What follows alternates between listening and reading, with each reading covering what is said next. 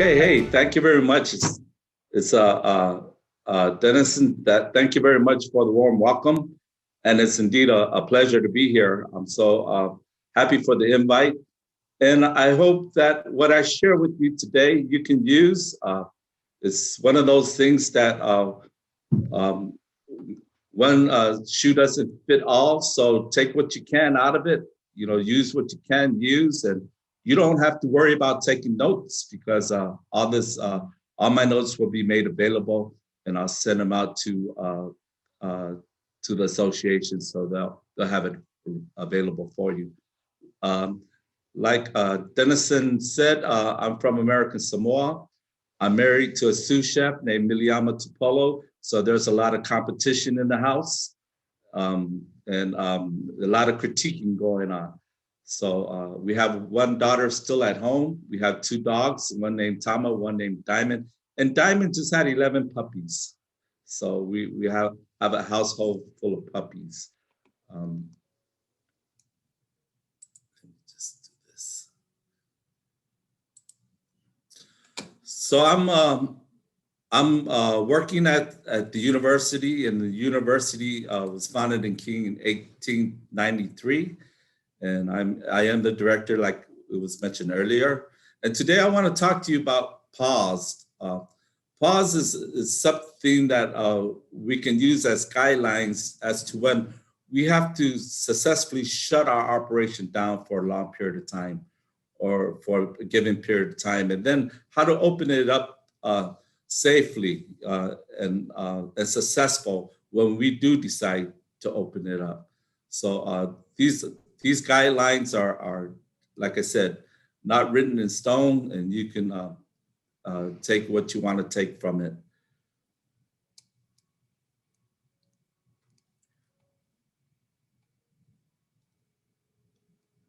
So you know that your place can be shut down for any reason.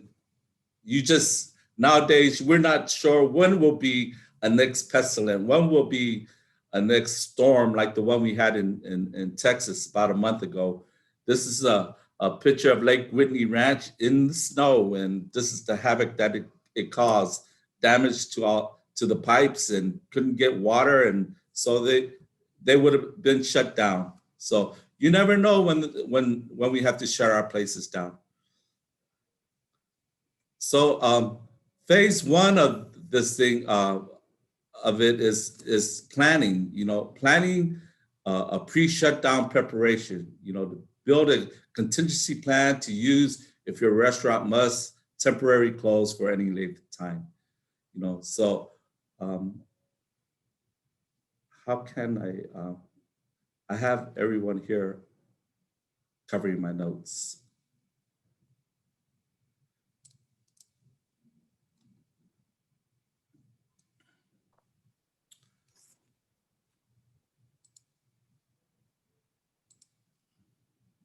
Chef, are you trying to get to a second page to read off of your notes? No, there you go. No, I had the long screen of people going down, and I couldn't see cool. them.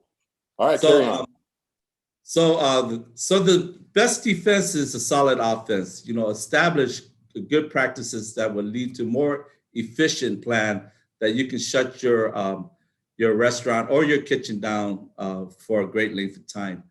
And you should actually take the time and the effort to build proper daily and weekly routines. So if you become faced with a potential shutdown, you will have a head start in pivoting safely and successfully. So some of the best practice of shutting down is always be prepared and have a communication game. So that's the announcement part. Have a communication game and protocols in place immediately to immediately implement if you're forced to shut down for any reason or for any length of time. So things that you should do is keep a roster list. Ensure all your internal employees' contact information is up to date and accurate. Know your inventory. Know what's in the house. Always keep the most current inventory sheet on hand. That way, if you're not there, somebody else can look at the inventory and they can say, hey, we have this, we have this, we have this. File your invoices. Also, keep your invoices available for your current inventory. Manage your marketing. Keep your personnel contacts and login credentials for all of your social media channels, emails, website, etc., in a safe but accessible place. So manage your vendors list. Go through your vendors and who you purchasing from, and make sure that people know who your point of contact is. Who is your contact person for each and every vendor, so that it's visible and accessible. Make sure that there's number included and things like that. Maintain cleaning and sanitation schedules and checklists. Ensure cleaning schedules are highly visible in all sections of the establishment. Make sure that the crew signs in and stamps the task as they complete the checklist. Communicate internally with your team. This is very important. If you have a team, some camps are small enough where they don't really have a big team, but I've been the guest chef at some of the camps where they do have a good sized team, especially when there's a lot of students that are being recruited now from different universities, different colleges. Start to know your team as you get ready to open your places back up. Anticipate and prepare the staff communication in the event of a shutdown. Communicate externally with your community. Let your community know what's going on with your camps, and that way they're in the loop from your shutdown to your reopening. So communication is a key to the efficient execution of your shutdown plan. Please don't forget to be thoughtful, timely, thorough, positive, and empathetic. Announcing the temporary closure of the business will create an emotional response from internal employees and external customers. So that happened to me when I heard that some of the camps were going to be shut down last year. I said, oh, wow, I'm not going to be able to send my daughter this year. So some of the employees didn't get a chance to make it to camp and earn the extra money that they needed for tuition and things like that. The more you plan and prepare for proper communication, the more seamless the transition will be for everyone. Okay, so internal employees initiate calls to all major businesses, partners, if pre-planning protocols were not in place. So if you didn't have a plan to shut down, then you should communicate your plans to shut down to all your business partners. That would be like the conference or pastors or any other schools, universities, and things like that that you're partners with. Management partners, attorneys, accountants, HR, conference, etc. Keep an update roster list to ensure internal employees' contact information up to date and accurate. Initial communication should be quick and concise, with the caveat that there will be mandate groups video chat meetings within 24 hours. So this is all part of the communication. If you have a team, you should let them know that, hey, we're going to get together. We want to have a video chat to keep everybody in the loop of how we're going to do this closure. Take attendance during the group meeting. That way, you know who you need to contact later on who wasn't at the meeting.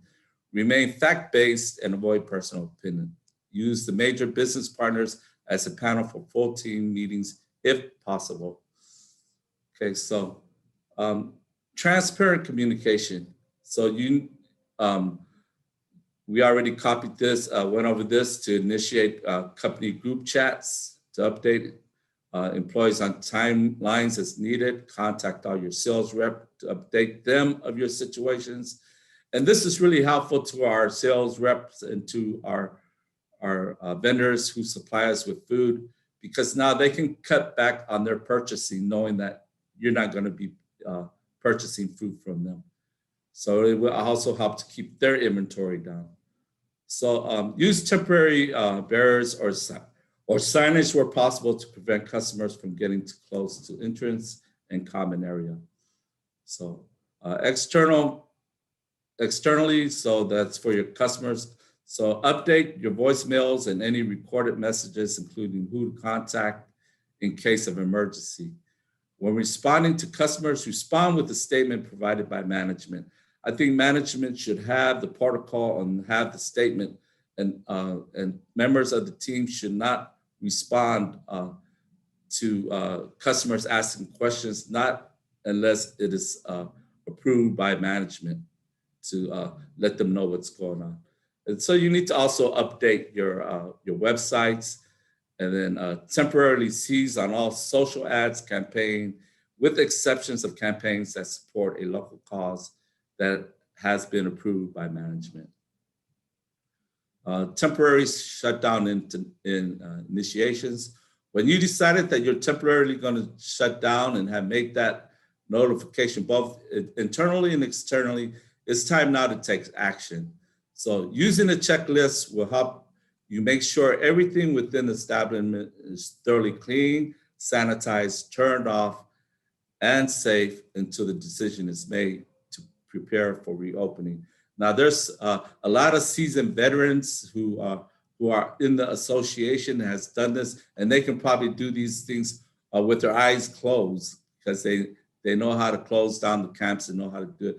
But then there's some people that just don't really know how to do it and need a checklist and need help to get it done. So this is where a checklist really helps. And then another thing too is when you have students that are working, they might need a checklist to work off. You know, if you have volunteers coming in, they might need a checklist to work off. So this is where a checklist really helps out. So make certain that you have covered safety protocols, like including PPE, you know, which PPEs to use when you're working with chemicals, when you're working in the kitchen to get everything closed, with the staff members that are working during the shutdown. Okay, so the next thing you need to do for staffing is properly lay off or furlough employees in accordance with local labor laws.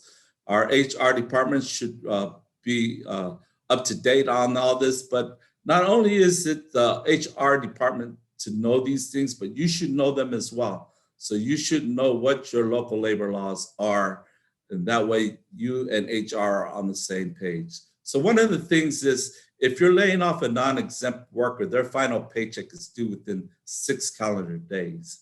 You know, if you have more than 50 full-time employees and you're getting ready to lay them off from your company, and it's going to last more than 6 months, you need to notify them, give them a warning that this is getting ready to happen, a written notice that a layoff is going to take effect. Ensure that you have accurate documentation of the last date of employment and the last check date for all employees. Excuse me.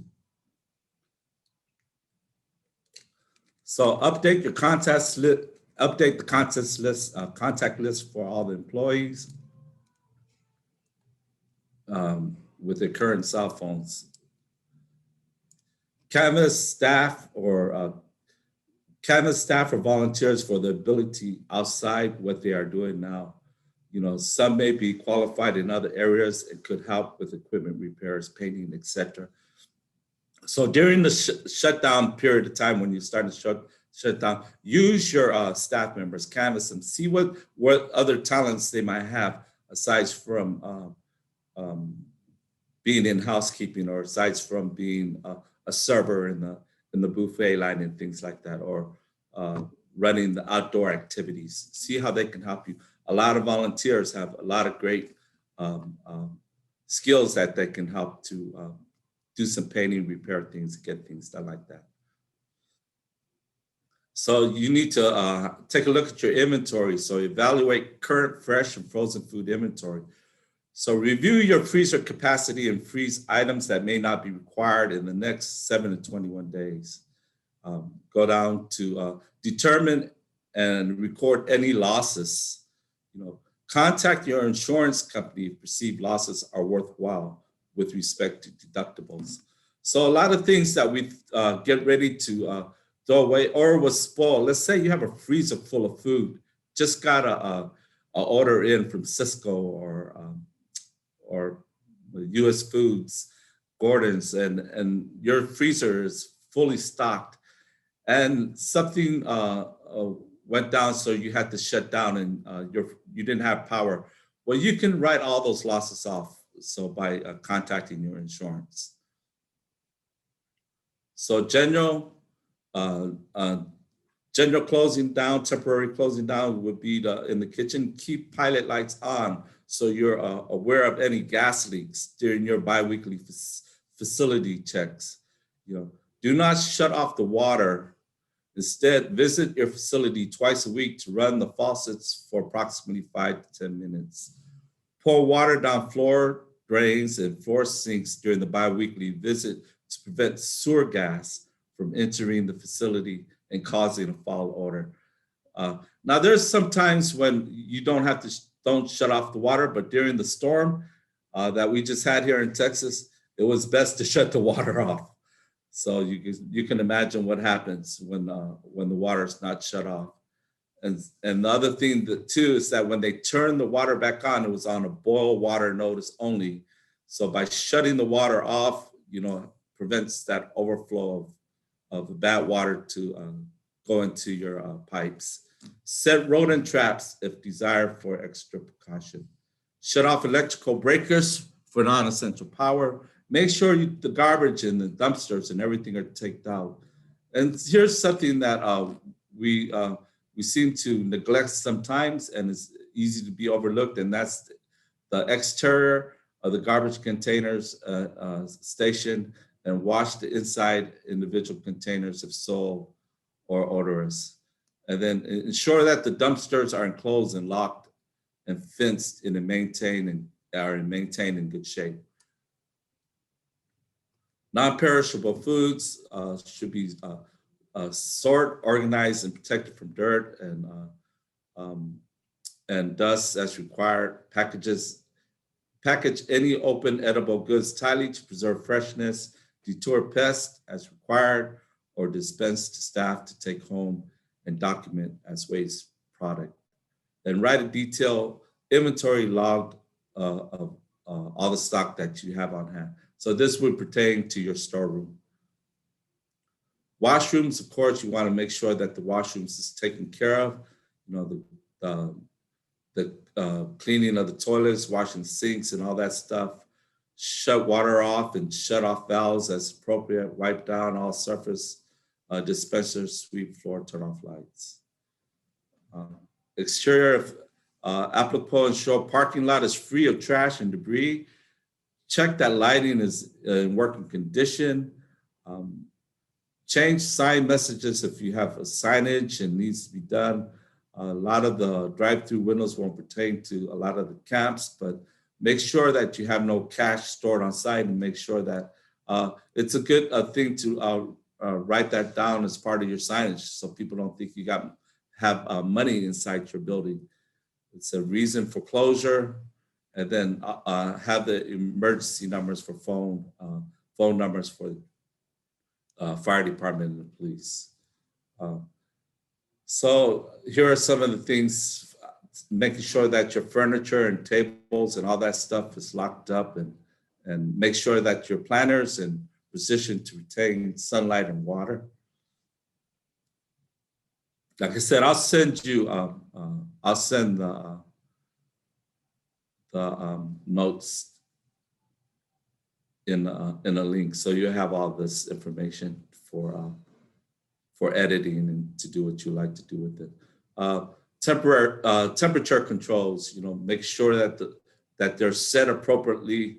The thermostat is maintained. Turn off light. Mark breakers for ease of identification. There's a lot of times we have a problem and we don't know which breaker is for what. So we end up doing going down the whole breaker board and do the thing of elimination. Switching all the breakers on and off. Leave enough exterior lighting for safe walking and illumination, and then of course for security reasons and stuff like that. And then you might want to reset your timer for lights. Doors and security systems, make sure that they're all taken care of, that doors are properly bolted, make sure that windows are locked, make sure that the office is locked. And make sure that you do not have your personal stuff in the office, because in the case of COVID, a lot of people had personal belongings and could not make it back to work, and some of them still did not have. So if things that mean to you, mean sentimental things and things like that, pictures and things like that, I would take all those things and just take it home and make sure that personal information is locked up in a safe and taken off site. And then take inventories of keys. You should know that all your keys are there. Make sure that manage the right management, owners, and people that are leads in the camp have the right keys, and to collect all keys from non-essential personnel. And then again, update contest list to designated alarm response during closure. So that was, so I'm just skipping some of the bullet points so we could just move through it a little bit faster. Equipment, empty and clean equipment. So wash and dry also utensils, pots, and pans. Excuse me. And this is something that I see when I go as guest chef to camps that have been closed down, and they just leave things out in the open and things are dusty. Now we have to turn around and wash them all over again, which is not a problem, but you can help out by making sure that these things are washed and then covered and then properly sealed and things like that. Because there is times when we have to pay a lot of money to just take water out of the camp, for having to remove that water. So empty any grease traps as required and dispose grease according to standard protocol. This is also an excellent time to take care of any outstanding maintenance items, take a look at the equipment that you have. Make sure that the staff are, that the staff is trained on correct procedures on how to use equipment, how to shut it down, or you might have to mothball the equipment, put them up for storage until you need them again in a future date. Or you might want to take a look at the equipment to see if it's worthwhile for you to keep, or should you sell it? Okay, so ensure that coffee equipment and any other appliances that use water will not freeze. So that's your hot beverage station area. Cancel contracts or other non-essential expenses if possible.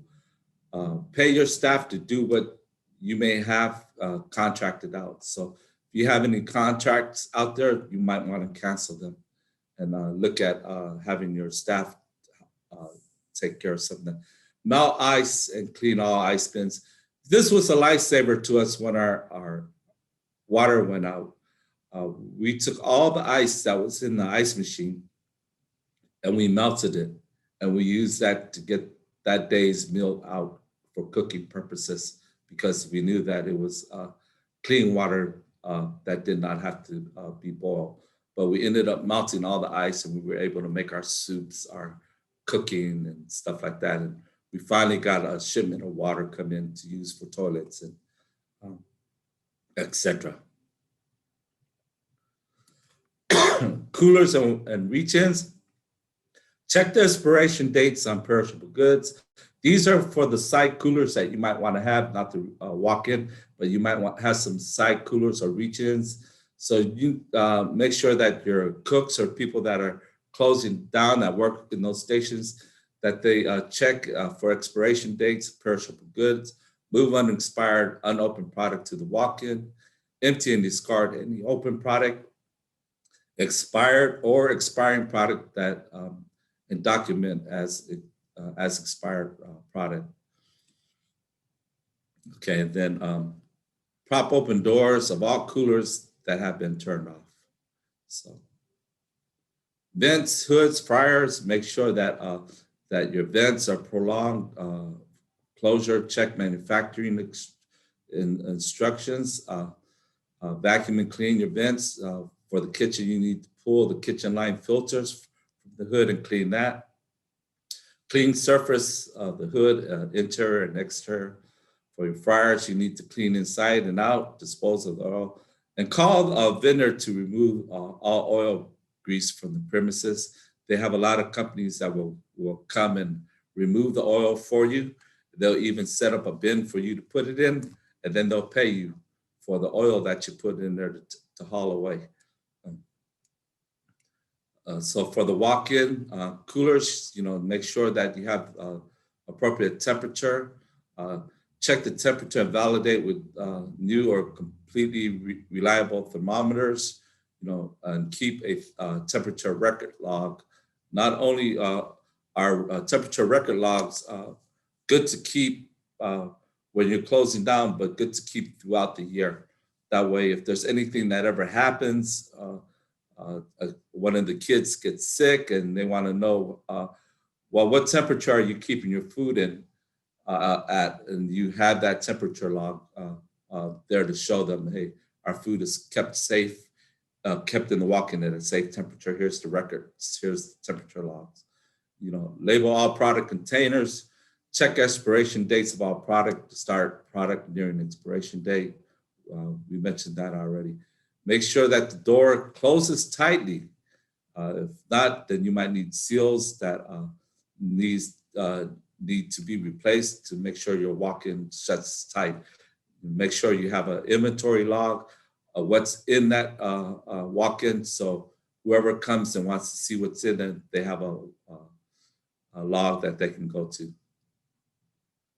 The freezer is basically the same thing. You want to check temperature, make sure that you have a log, make sure inventory, make sure you toss what needs to be tossed, and then make sure that door shuts tight, and then the walk-in freezer is locked up. Ice machine, you clean, make sure that the water is turned off, electric turned off to the ice machine, and also make sure that the doors are the doors and gaskets are clean. This is one area where our workers can really miss is the gaskets and the door area. So in front of the house, of course, all the stuff that needs to be done there, surfaces, areas, tabletops, bottom legs, and high chairs if you're using them, silverware, table stores, et cetera, et cetera. Clean garbage cans inside and out. That's another pet peeve of mine, is to make sure that garbage cans are cleaned inside and out. Soda stations or juice stations, tea stations, whatever you might want to call it. If you have a machine, make sure you disassemble them, soak all parts, turn off the CO2, clean up the area, clean the front counters, and clean the floor drains. Okay, so reopening. The reopening plan is basically the same as it is, but just doing the opposite of what you did during your shutdown period. Where you want to be ready when you do decide to open up and operate at a peak performance. So you want to make sure that all these protocols and strategies and changes need to be dialed in before you even consider reopening the doors. And a lot of times, when you get ready to open up the camp, you have staff members that are coming in. You have partners that are coming in to assist you in opening up, making sure that you have the right support. So this will be a good way to run a soft opening before you really plan to open up for your camp back up to the public. So practice on them, make sure that things are going right for you, make sure all your equipment is working, making sure that if you're deciding to do a buffet line or whatever you decide to do, that you're going to be able to hit a home run when you do decide to open up. Okay, your finances, utilizing the break even and cash flow calculators, you can easily do that. Identify areas to cut back on spending temporarily. There might be donations available, events going on, etc. Um, Menu and inventory control. So use your menus, design them around your inventory, and use your inventory that you have on hand to help cut down your costs. Focus on the inventory and the flow of what you have in there, how you could utilize it. Uh, have your menu templates already made up. Create focus specials that maximize vendor specials. So a lot of times when vendors know that you're getting ready to open up, they'll come up to you and they'll let you know of all the specials that they're getting ready to have. So you might want to capitalize on that and see what's available for your whole season, and utilize that to help you keep your costs down. Communication, so just like you communicated with your team to about the closure, you need to inform all former employees of your intent to reopen, and and also to the return date, how they can anticipate a date that you're going to reopen. Another thing too, some of your staff members might not be able to hang around, so you might have to find new staff members that are going to step in to fill their shoes. So contact your sales rep again to make sure that let them know that you're planning to open. And what I do is when we're closing down the school, I contact the employees for summer break. I contact them, the sales rep, and let them know how long we're going to be closed.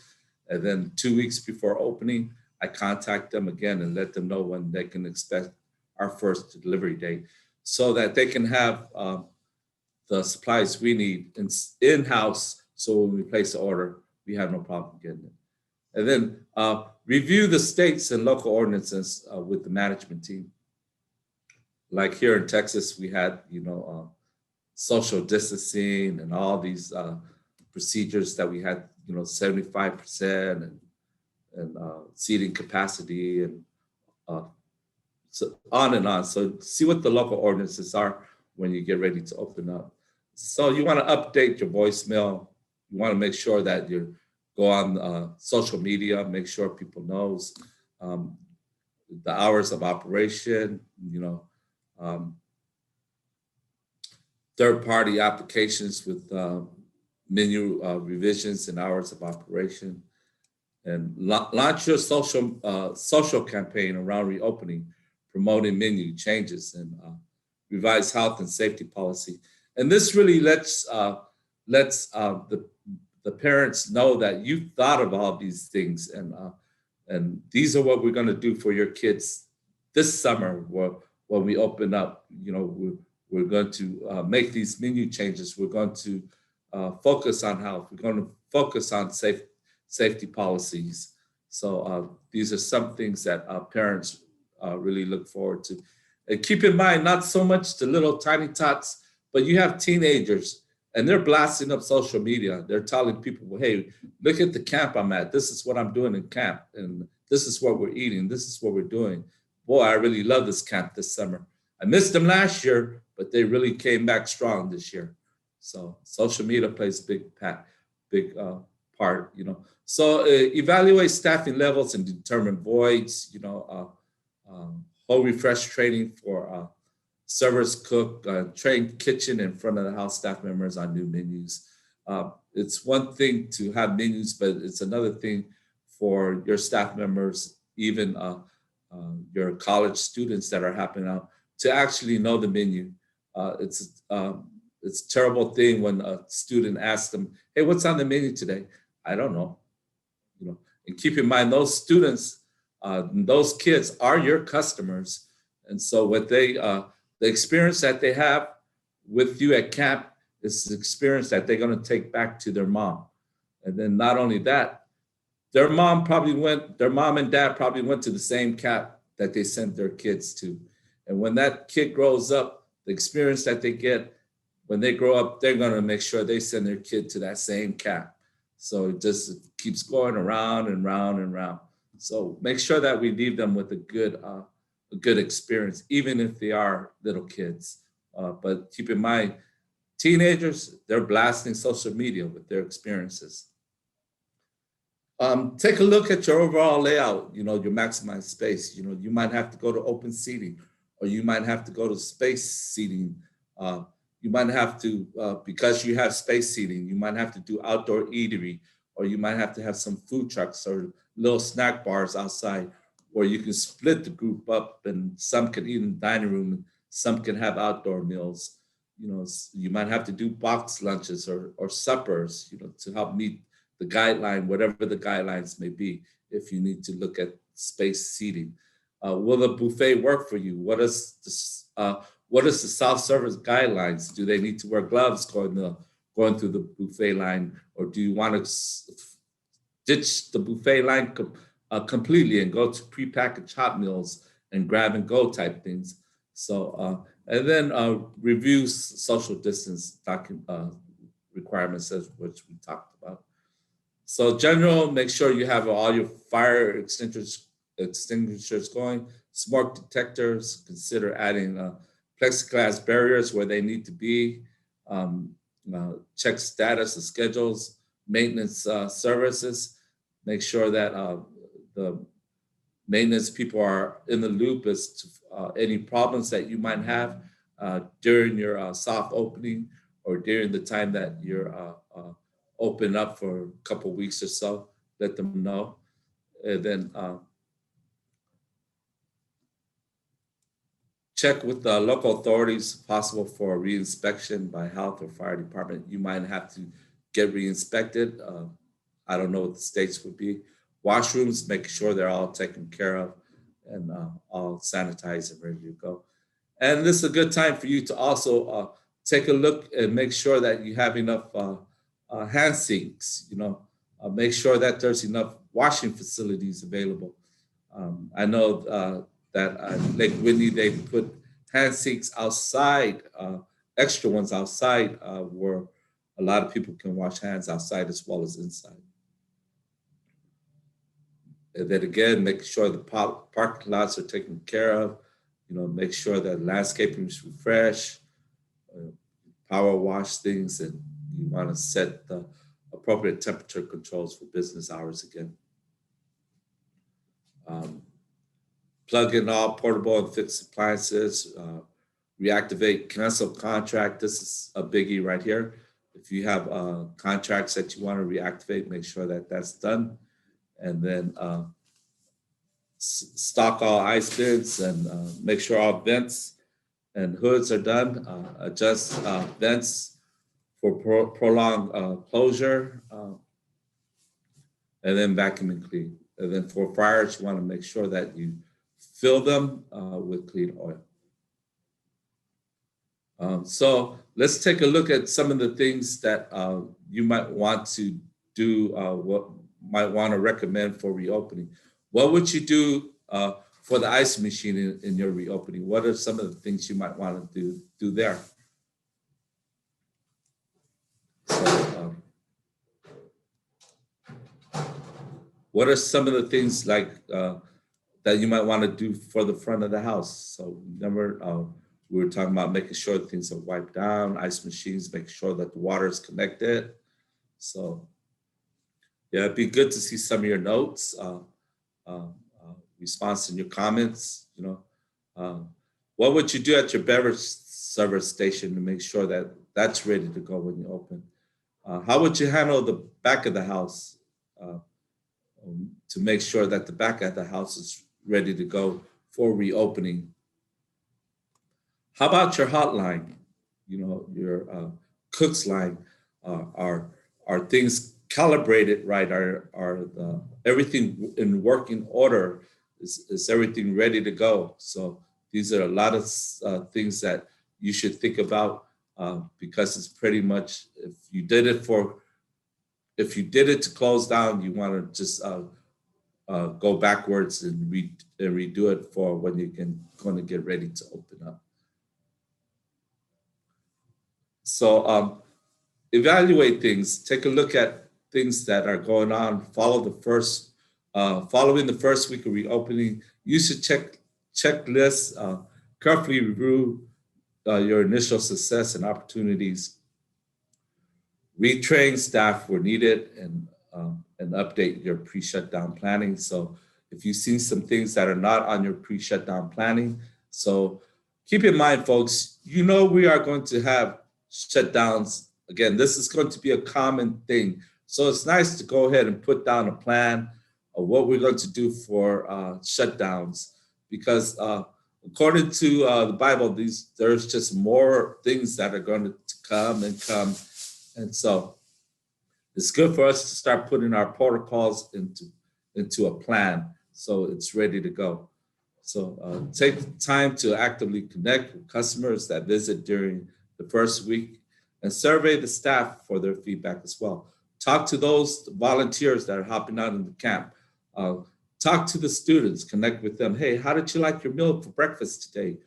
Oh, you liked it? What did you like about it? How did you like lunch today? You didn't like it? Oh, what happened? Tell me.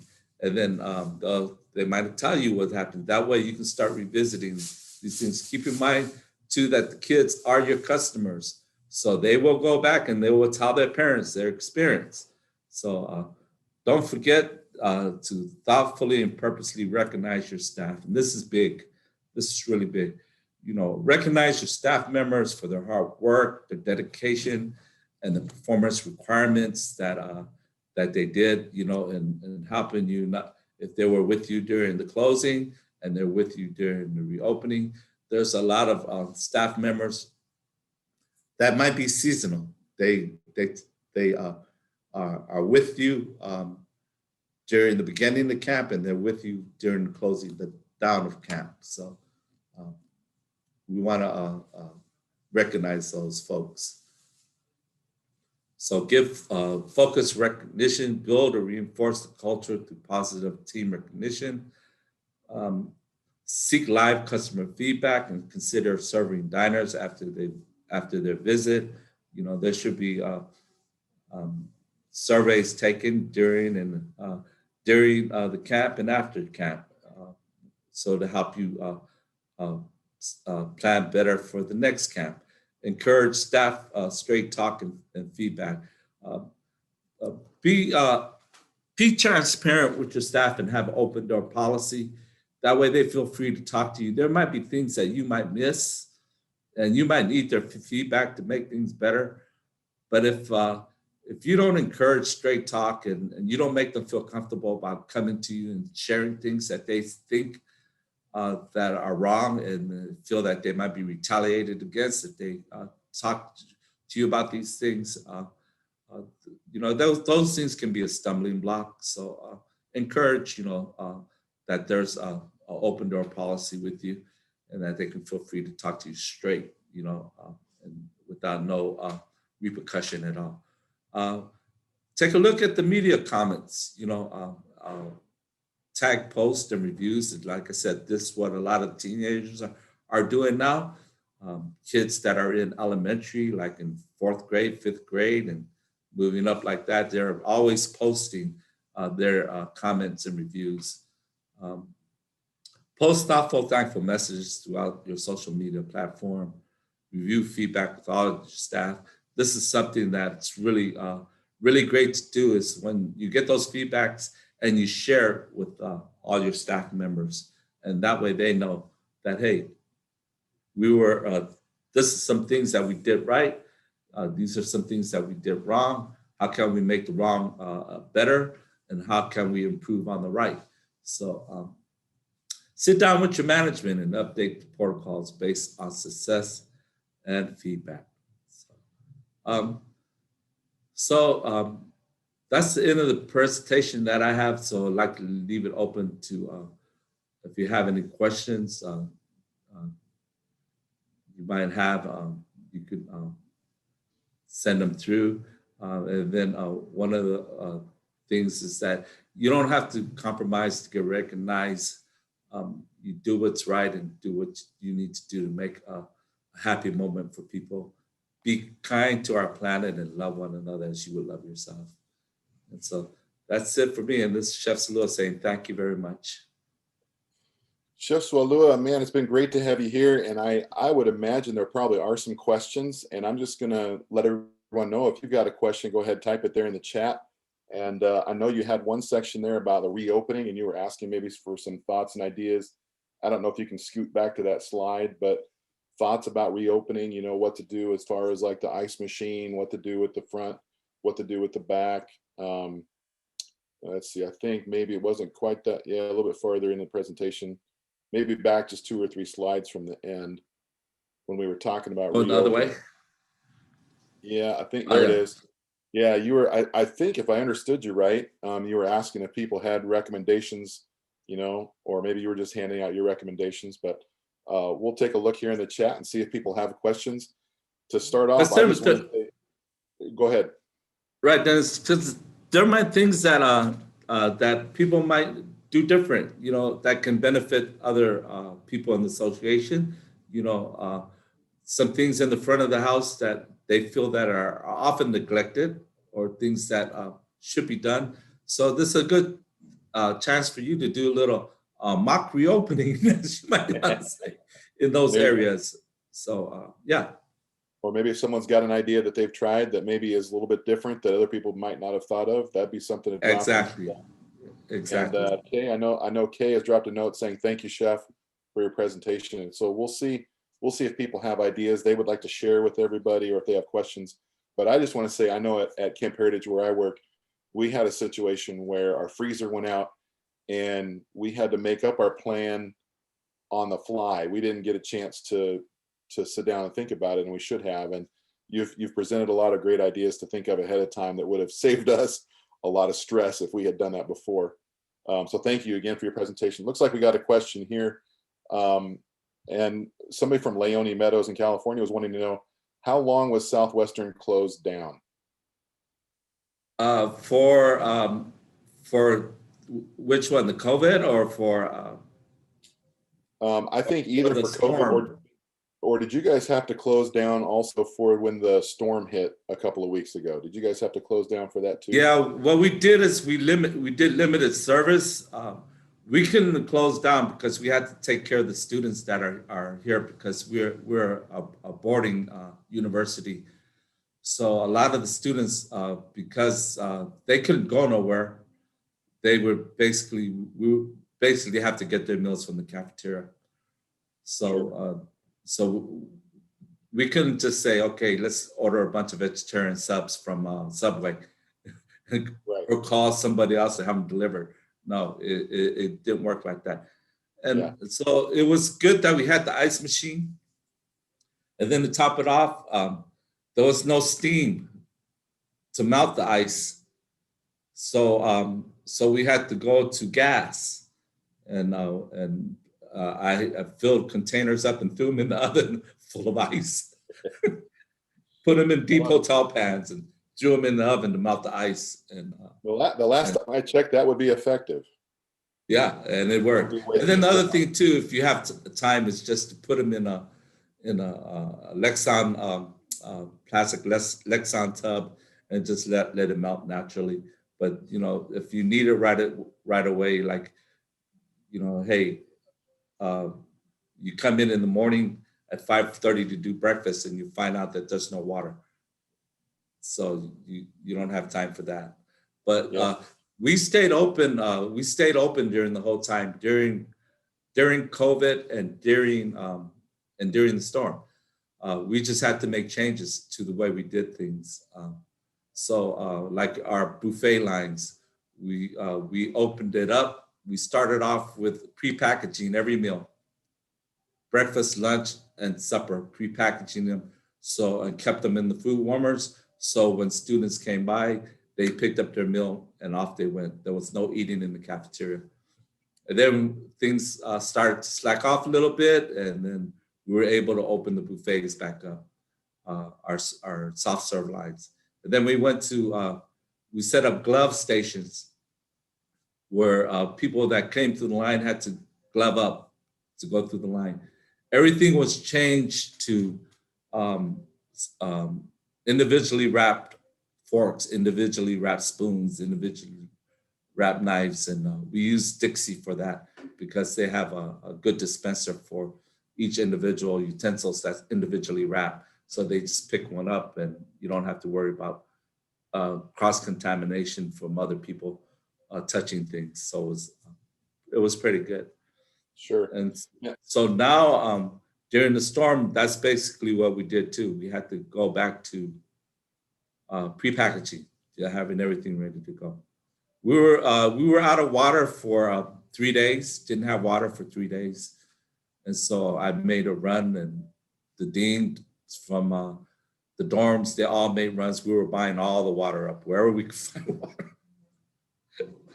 So, and it's a good thing. I purchased from Benny Keith, and we have our water bottles in a logo on our water bottles. So I ordered 75 cases of that water cases of water, and never did use them.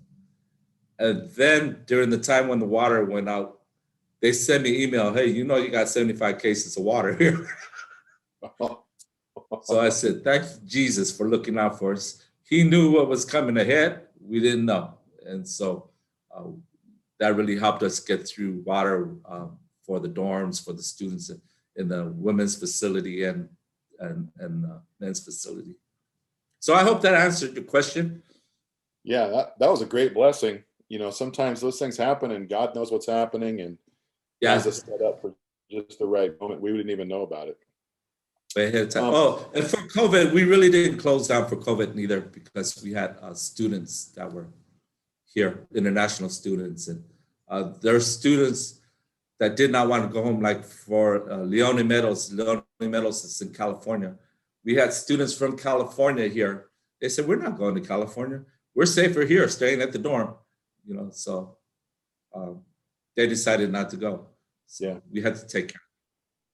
Okay. True. You know, I think we've all been dealing to some extent with COVID, maybe some more than others, and you've mentioned some changes already that you've made. Can you just kind of talk us through the experience that happens right there in the cafeteria at Southwestern? Maybe some of us are still struggling with what do we need to make it look like, you know, and I know we've all got our own local, you know, health department that's going to give us some guidance, hopefully, about what we can and can't do. But you've mentioned the individual serving silverware. You've mentioned the glove station. You know, I was just at your facility last week and noticed some things there. What all kinds of precautions and things you like that? You were here and didn't say hi? I did. I snuck in in and out. Yeah. Oh, okay. They didn't catch me at the front door, so I figured I better get out when I could. You know what? I remember you. Yeah. Yeah. You were the guy that was looking all around. Yeah, I was wandering around for a while, and then one of your people caught me without a glove on, and I was in trouble. So, yeah. Well, I'm glad they're doing their job. Yeah, so that's one of the things that you need to do. I mean, you need to decide. The reason why we decided to go back to self-serve is that I needed to bring about change, and I wanted the students to get back to some kind of normalcy. You know, so having prepackaged food and everything portioned out, it's not what they were accustomed to having. You know, they were having accustomed to eat all you want to eat, and that's how we are at this university. You can come back for seconds, you can come back for thirds, but whatever you put on your plate, you should eat, and you can't take it out. But if you want to take out your food, and then you just build your takeout plate and you're gone. You can't not eat your takeout plate in the dining room. But you got to get your staff involved in this too. Even if they're student workers, they're an extension of your arm. And so they have to, like, when they see you not wearing gloves, they're going to have to let you know, hey, that's not the right thing to do. And so it kind of helps out. And then inside, before, we used to have garbage bins that were not covered, didn't have covers to them. So now we had to buy garbage bins that have covers on it, so the plates would not be exposed. The dirty plates would not be, paper plates would not be exposed when they put them in the cover.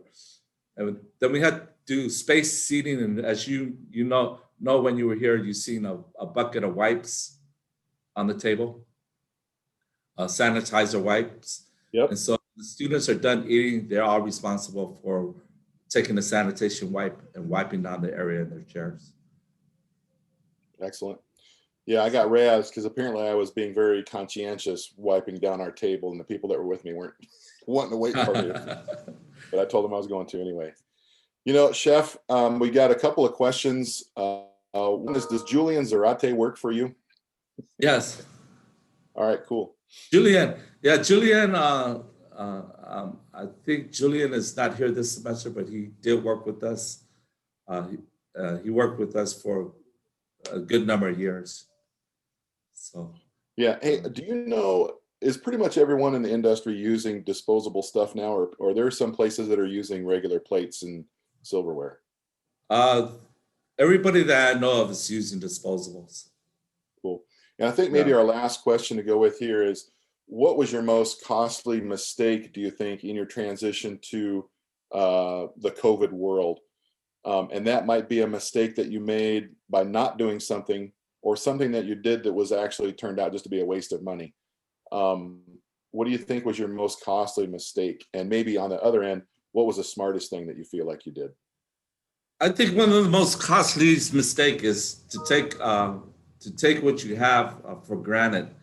One of the things that you should do is when you know there's a storm, or when you know that there's something bad can really happen your way. Usually there's some kind of notice, but no, that's the time for you to make sure that you build up your inventory, you know, in your freezer, and make sure your dry goods. Make sure you have at least a good 10 days worth of food in there. I mean, for a university.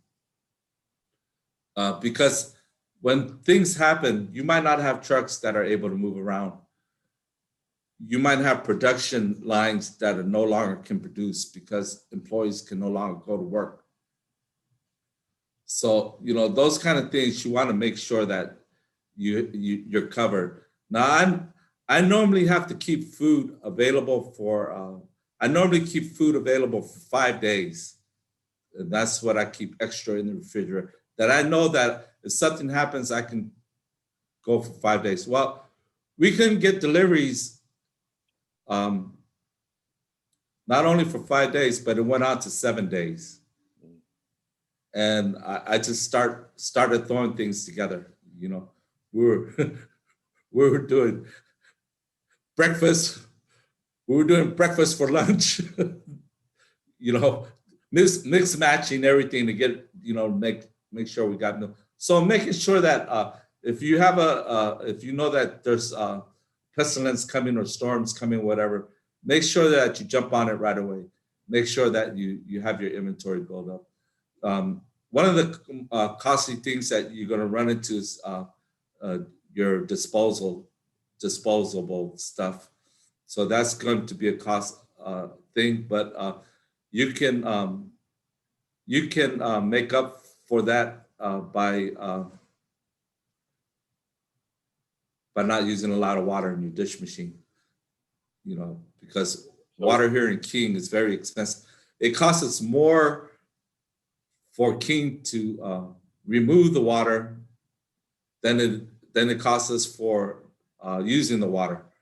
So things like that, those are costly, and make sure you have an ample amount of water on stock, because you never know when things are going to happen when Right. You're going to need to have water. You can always get rid of water, believe me, on events and stuff like that. So, yeah.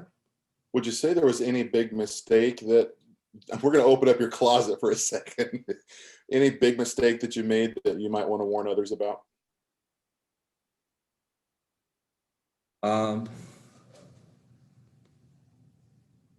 I think one of the biggest problems that I had was staffing. You know, the lack of staff. Sure. Because when students disappeared, that took care of the student labor. You know, there was, even to this day now, we have like yesterday's shift, it was just me and one student worker on the schedule. And Wow. then we have the dinner staff overlapping, which they all come in at 10 o'clock, and then they help us to get through the rush to open up by 11:30. However, the student called in sick yesterday.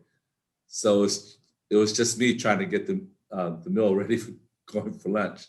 So I think you need to try to get all staff members, if you can, in the camp situation where if possible, is to get everybody be part of that team.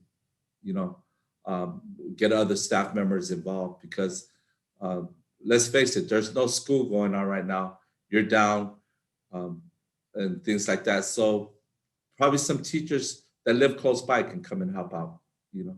I didn't take advantage of that. I didn't send the 911 call out through our emails and stuff like that to ask for more help, in getting meals out. We just worked through it.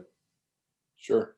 All right. Well, I tell you what, Chefs Tupolo, we're just excited to have you share with us at this time, and the presentation was awesome. This time of questions here, the last 10 to 15 minutes has been insightful for me too. And I just want to say thank you to you for being here and taking a little bit of time out of your schedule to share with us